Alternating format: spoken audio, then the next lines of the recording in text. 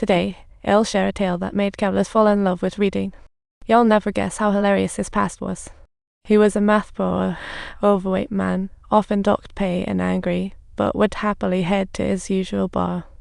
He would drink with friends and chat away, and occasionally, when artsy topics came up, his buddies would tease him for being uneducated. Facing such jabs, Charmian had long gotten used to it.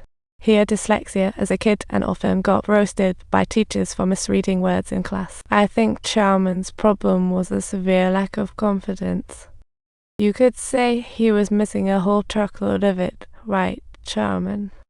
Subtitle: besides classroom mocks, his mom disliked him too.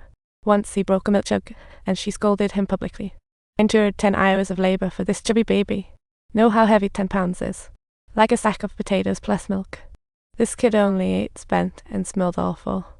Yet Charmian didn't become a cold, crazy man in such surroundings. Even better, he found himself a sweet and caring girlfriend. Whenever Charmian felt down because of his mom or his friends, his girlfriend would lovingly cheer him up. How could you say that? So lucky that you're here.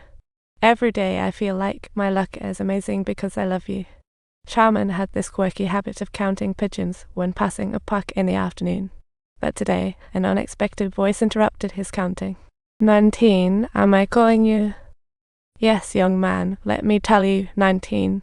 Why are you smiling? Because you called me young man. That has nothing to do with me.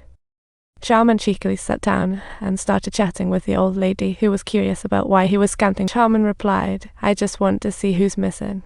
He even named every single pigeon. Look at those two kissing. They are called Pip and Coco.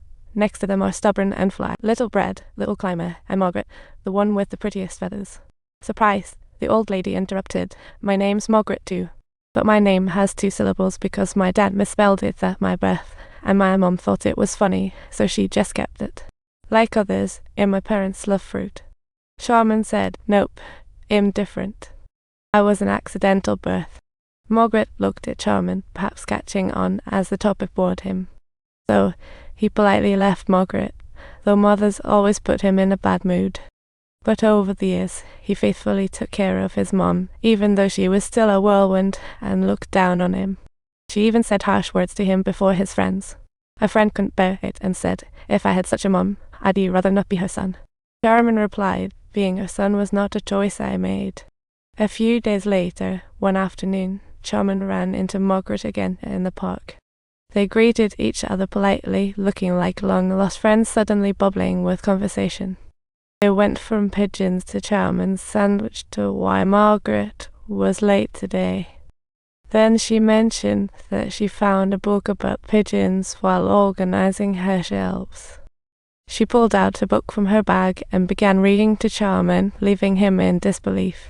No pigeons, trees, or gardens in the city. No birds flying, no leaves falling. This is such a desolate place.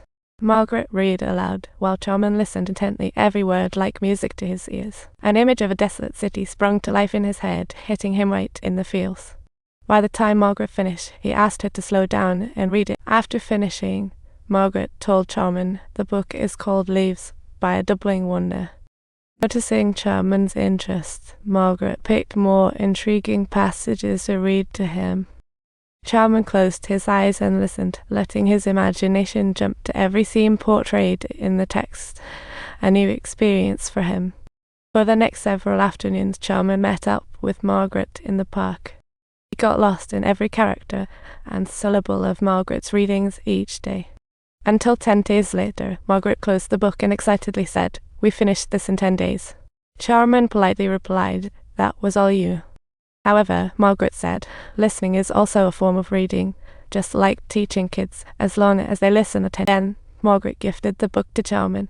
He wanted to decline, but looking into her encouraging eyes, he accepted. That night, he sat at the desk, took out the book, and read it by dim light, his first ever finished book. The next day, he gathered with friends at the small table in the pub, watching earthquake footage on TV and sharing their thoughts. Charmian chimed in, it might spark a plague, just like Camus described in that city. His friend was shocked and asked, you actually read Camus? Charmian proudly replied, besides the plague, I also know The Fall in the... But later, when comforting a heartbroken friend, her silly comments made her a target for their laughter once more. Furious, she stormed out of the pub and went back to her garden, venting her frustrations to a lazy kitten. She said to the kitten, "Those fools just don't understand the complexities of reading. You know, reading word by word, line by line, is way trickier than loose screws in a box.